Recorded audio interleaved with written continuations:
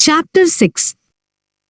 The Delhi Sultanate, 1. Circa 1200 to 1400, the Mameluk Sultans. Some of the factors which enabled the Turks to extend their conquest from the Punjab and Multan into the Ganga Valley, and even to over in Bihar and parts of Bengal have been mentioned in the previous chapter.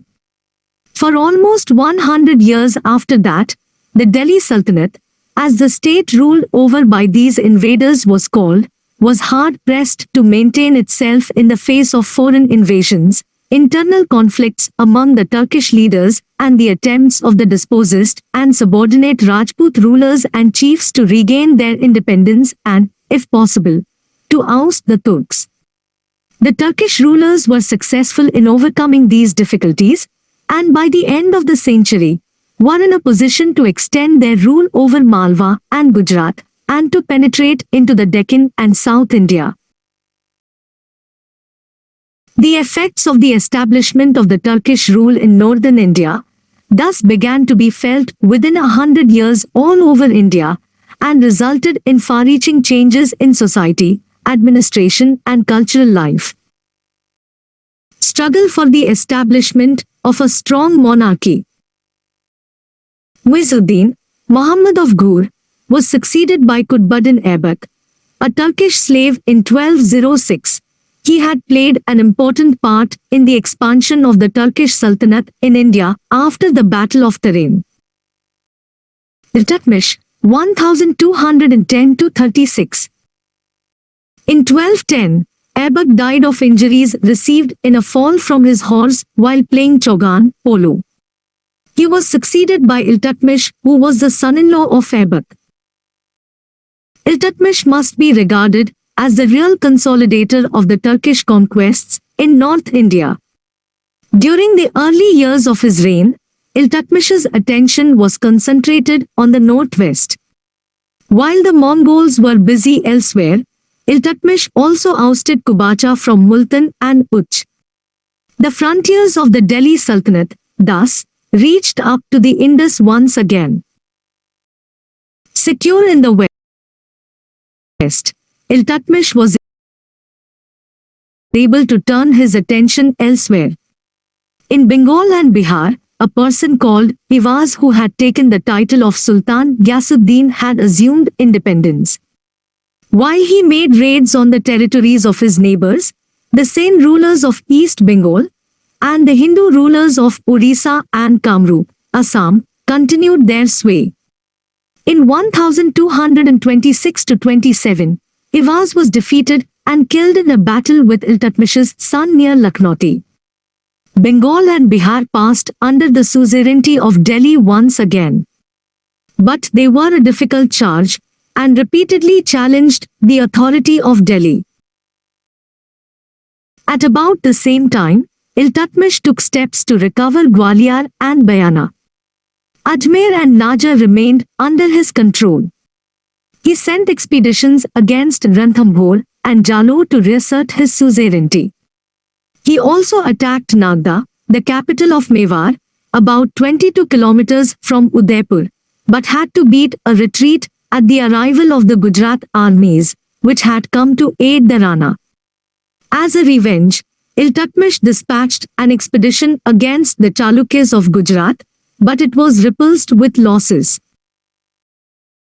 Regia, 1236-39. Iltutmish considered none of his surviving sons to be worthy of the throne, and hence finally decided to nominate his daughter, Regia, to the throne. In order to assert her claim, Regia had to contend against her brothers as well as against powerful Turkish nobles, and could rule only for 3 years. Though brief, her rule had a number of interesting features. It marked the beginning of a struggle for power between the monarchy and the Turkish chiefs, sometimes called the Forty or the Chalagani. Iltutmish had shown great deference to these Turkish chiefs. After his death, these chiefs, drunk with power and arrogance, wanted to install on the throne a puppet whom they could control. They soon discovered that though a woman, Regia was not prepared to play their game. She discarded the female apparel and started holding court with her face unveiled. She even hunted and led the army in war. Iltutmish's vizier, Nizamul-Mulk Junaidi, who had opposed her elevation to the throne and backed and supported a rebellion of nobles against her, was defeated and was forced to flee. She sent an expedition against Ranthambore to control the Rajputs and successfully established law and order in the length and breadth of her kingdom. But her attempt to create a party of nobles loyal to her and to raise a non-Turk to high office led to opposition. The Turkish nobles accused her of violating feminine modesty and of being too friendly to an Abyssinian noble, Yakut Khan. Yakut Khan had been appointed superintendent of the royal stable, which implied closeness to the sovereign. Rebellions broke out at Lahore and Sirhind. Rajia personally led an expedition against Lahore and compelled the governor to submit. On the way to Sirhind, an internal rebellion broke out in which Yakut Khan was killed and Rajia imprisoned at Tabrahinda. However, Rajia won over her captor, Altunia, and after marrying him made a renewed attempt on Delhi. Rajia fought valiantly, but was defeated and killed in a forest by bandits while she was in flight. Era of Balbal, 1246–87. The struggle between the monarchy and the Turkish chiefs continued, till one of the Turkish chiefs, Ulugh Khan, known in history by his later title of Balbal, ascended the throne in 1265.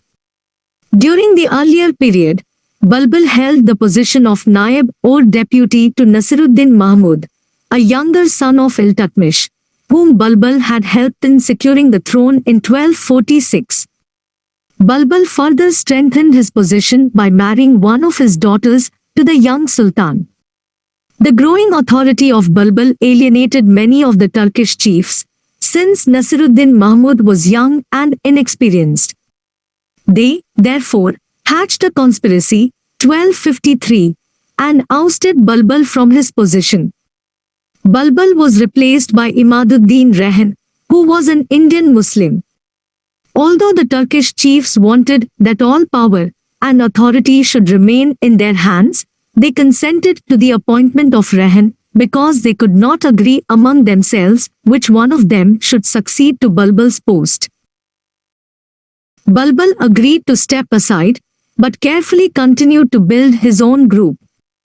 Within 1.5 years of his dismissal, he managed to win over some of his opponents. Balbal now made preparations for a military showdown. It seems that he had also established some contacts with the Mongols who had overrun a large part of the Punjab. Sultan Mahmud bowed to the superior strength of Balbal's group and dismissed Rehan. After some time, Rehan was defeated and killed. Balbal got rid of many of his other rivals by means fair or foul. He even went so far as to assume the royal insignia, the Chhatra. But he did not assume the throne himself, probably due to the sentiments of the Turkish chiefs. In 1265, Sultan Mahmud died. Some historians are of the opinion that Balbal poisoned the young king and also did away with his sons in order to clear his way to the throne. Balbal's methods were often harsh and undesirable. But there is no doubt that with his accession to the throne there began an era of strong, centralized government. Balbal tried to strengthen his claim to the throne by declaring that he was the descendant of the legendary Iranian king Afrasiab. In order to prove his claim to noble blood, Balbal stood forth as the champion of the Turkish nobility. He refused to entertain for important government posts anyone who did not belong to a noble family. This virtually meant the exclusion of Indian Muslims from all positions of power and authority. While claiming to act as a champion of the Turkish nobility, Balbal was not prepared to share power with anyone, not even with members of his own family. Balbal was determined to finally break the power of the Chahlagani, i.e., the Turkish nobles. He did not hesitate even to poison his cousin, Sher Khan, to achieve this objective. At the same time, in order to win the confidence of the public, he administered justice with extreme impartiality. To keep himself well informed, Balbal appointed spies in every department. He also organized a strong centralized army, both to deal with internal disturbances and to repel the Mongols, who had entrenched themselves in the Punjab and posed a serious danger to the Delhi Sultanate. For the purpose, he reorganized the military department, Divanayars. The law and order situation in the area around Delhi and in the Doab had deteriorated. In the Ganga, Jamuna Doab and Awadh, the roads were infested with robbers and dacoits, so much so that communication with the eastern areas had become difficult. Some of the Rajput zamindars had set up forts in the area and defeat the government. Near Delhi, the Mewatis had become so bold as to plunder people up to the outskirts of the city. To deal with these elements, Balbal adopted a policy of blood and iron. The Mewatis, were ruthlessly hunted down and killed, the forests around Delhi cut down, and many military outposts, thanas, established there. In the Doab and in Katehar, modern Rohilkhand, Balbal ordered forests to be cleared, rebellious villagers destroyed, and the men, women and children enslaved. Colonies of Afghan soldiers were settled there to safeguard the roads, and to deal with the Rajput zamindars whenever they raised a disturbance against the government. To emphasize that the nobles were not his equals, he insisted on the ceremony of Sijda and Pebos, prostration and kissing the monarch's feet. These and many other ceremonies, which he copied, were Iranian in origin and were considered un-Islamic. However, little objection could be raised because at the time, when most Muslim states of Central and West Asia had disappeared in the face of the Mongol onslaught, Balbal and the Sultanate of Delhi stood out almost alone as the champions of Islam. Although Balbal had a strong army, he did not lead any distant expeditions except the one to Bengal, or to expand the empire for fear of Mongol attack on Delhi. But he exercised his army by arranging elaborate hunting expeditions.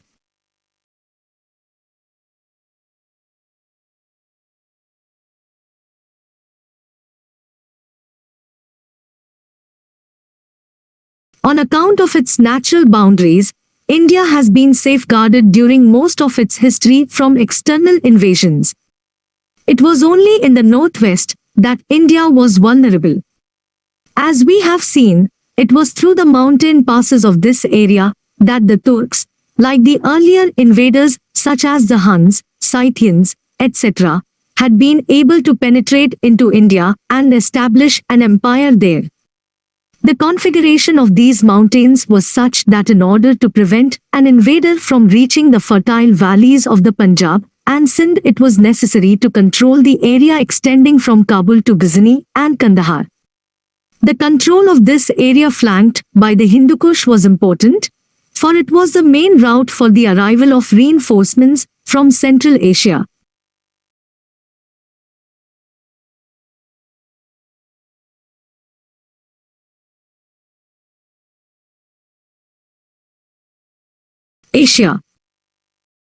Due to the fluid situation in West Asia, the Delhi Sultanate was not able to attain these frontiers, posing a persistent danger to India.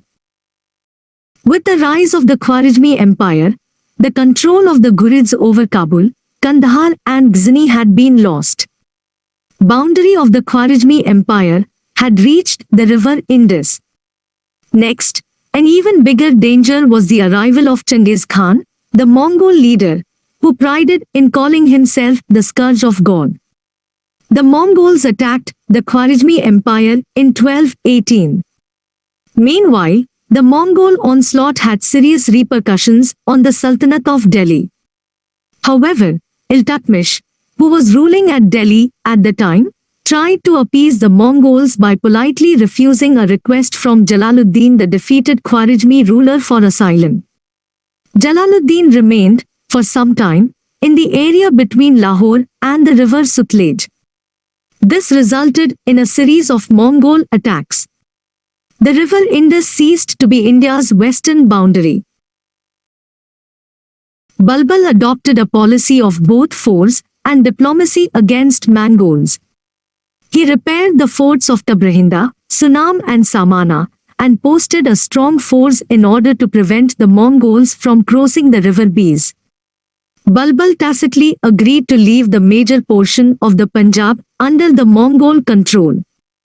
The Mongols, on their part, did not make any attack on Delhi.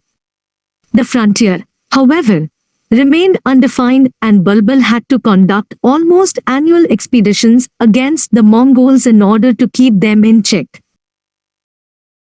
The Mongol attempt to pass beyond the Punjab and to attack Delhi itself was due to a change in Central Asian politics. The ruler of Transoxiana, Dawa Khan, being unable to prevail against Mongol Ilkhan of Iran, made an attempt to conquer India. From 1297, he mounted a series of campaigns against the forts defending Delhi. Alauddin Khalji, who was ruling over Delhi, decided to face the Mongols outside Delhi. After some time, the Mongols withdrew without risking a full-scale battle. In 1303, the Mongols appeared again with a force of 120,000. Alauddin Khalji, who was campaigning in Rajputana against Chittor, rushed back and fortified himself at his new capital, Siri, near Delhi. The two armies camped facing each other for 2 months. Finally, the Mongols retreated again, without having achieved anything. It was a stern warning to the sultans of Delhi. Alauddin Khalji now took serious steps to raise a large, efficient army and repaired the fortresses near the Beas. He was, thus, able to repel with great slaughter the Mongol invasions which took place in the following years. In 1306, Dawa Khan, the Mongol ruler of Transoxiana, died, and his death was followed by confusion and a civil war. Taking advantage of the confusion among the Mongols, the rulers of Delhi were able to recover Lahore and, in course of time, extended their control up to the river Indus. It will, thus, be seen that during the entire 13th century, the Sultanate of Delhi had to face a serious danger from the northwest. Although the Mongols were gradually able to bring almost the entire Punjab as well as Kashmir under their control, and to threaten Delhi, due to the firmness and vigor of the Turkish rulers and their diplomacy, this threat was averted, and later the Punjab was recovered. However, the serious threat posed to the Sultanate of Delhi by the Mongols had a powerful effect on all the internal problems of the Sultanate. Internal rebellions and the struggle for the territorial consolidation of the Delhi Sultanate. During the rule of the Ilbari Turks, sometimes called the Mameluk or slave rulers, the sultans of Delhi had to face not only internal dissensions and foreign invasions, but internal rebellions as well. Some of these rebellions were led by ambitious Muslim chiefs who wanted to become independent. Others were led by Rajput Rajas and Zamindars who were eager to expel the Turkish invaders from their territories or to exploit the difficulties of the Turkish rulers and to aggrandize themselves at the expense of their weaker neighbors. Thus, these Rajas and Zamindars not only fought against the Turks, but against each other as well. The nature and objectives of the various internal rebellions differed. Hence, it is not correct to lump them together as Hindu resistance. It is not necessary to list all the rebellions against the sultans of Delhi. The eastern region of India, which included Bengal and Bihar, strove continuously to throw off the yoke of Delhi. It has been noted in an earlier chapter how the Khalji chief, Muhammad bin Bakhtiar Khalji, succeeded in expelling the Sen king, Lakshmana Sen, from Lakhnauti. After some confusion, a person called Ivaz, who took the title of Ghiyasuddin Sultan, began to function as an independent ruler there. Taking advantage of Iltutmish's preoccupations in the northwest, he extended his authority over Bihar and exacted tribute from the ruler of Janagar, Orissa, Tirhut, North Bengal, Bang, East Bengal, and Kamrup, Assam. When Iltutmish was free from his preoccupations, in 1225 he marched against Ivaz. Ivaz submitted at first, then asserted his independence once Iltutmish had turned his back. A son of Iltutmish, who was the governor of Awadh, defeated and killed Ivaz in a battle. However, affairs continued to be confused till Iltutmish led a second expedition in 1230. After the death of Iltutmish, the governors of Bengal sometimes asserted their independence and sometimes submitted to Delhi according to their convenience. During this period, Bihar generally remained under the control of Lakhnauti. The governors who acted as independent rulers tried, though without much success, to bring the areas between Awadh and Bihar under their control. With the emergence of a strong ruler in the person of Balbal, Delhi was eager to reassert its control over Bihar and Bengal. A formal allegiance to Delhi was not enough any longer. Tagril, who had submitted to Balbal and then asserted his independence, was hunted down by Balbal, 1280. Savage punishment was given by Balbal to Tagril's family members and followers.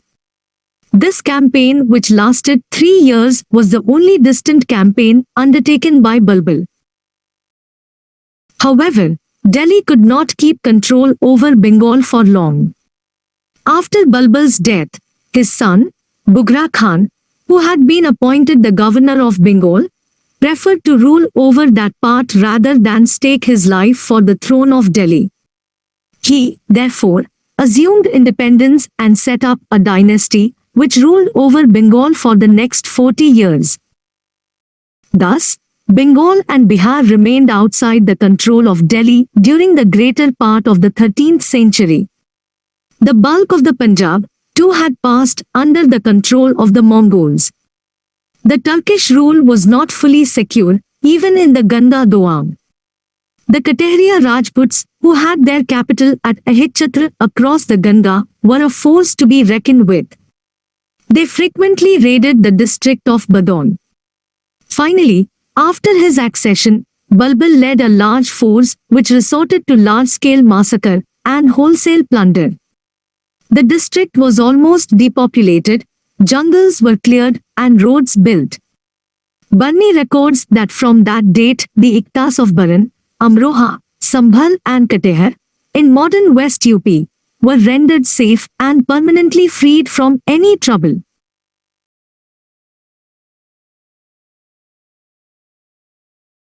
The southern and western frontier of the Delhi Sultanate was also not fully secure. The problem here was twofold. Under Aibak, the Turks had captured the chain of forts, Tijara, Alwar, Bayana, Gwalior, Kalinjar, etc. They had overrun parts of eastern Rajasthan extending up to Ranthambore, Nagaur, Ajmer, and Nadol near Jalore. Most of these areas had at one time belonged to the Chauhan Empire and were still being ruled by Chauhan families.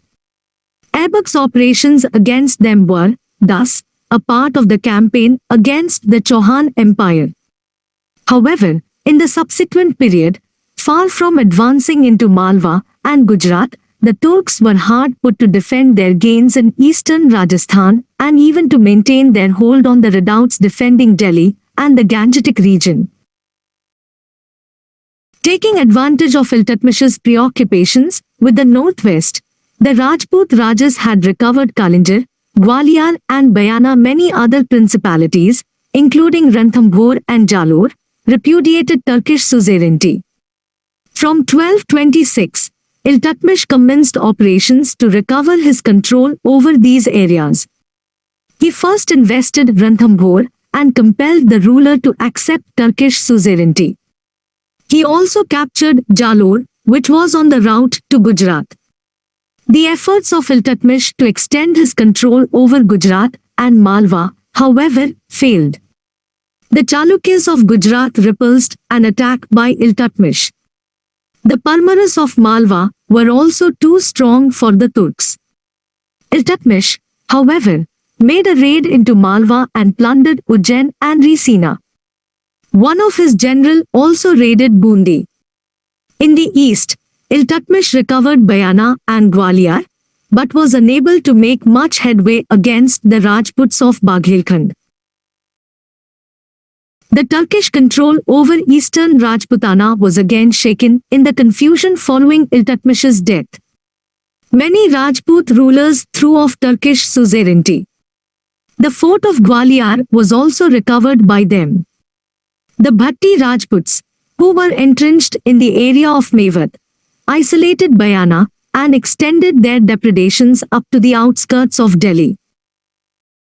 Balbal's attempt to conquer Ranthambore and to recover Gwalior failed. However, he subdued Mewat ruthlessly so that Delhi remained secure from Mewati inroads for almost 100 years. Ajmer and Nagaur continued to remain under the firm control of the Delhi Sultanate. Balbal, thus, consolidated the Turkish rule in eastern Rajasthan, despite his other preoccupations. The continuous fighting among the Rajput rulers also aided the Turks, and made impossible any effective combination of the Rajputs against them. The establishment of a strong monarchy, the repelling of the Mongol invaders, and the consolidation of the territory of the Delhi Sultanate in the Ganga Doab and control over eastern Rajasthan paved the way for the next step in the history of the Delhi Sultanate, viz., its expansion into western India and the Deccan.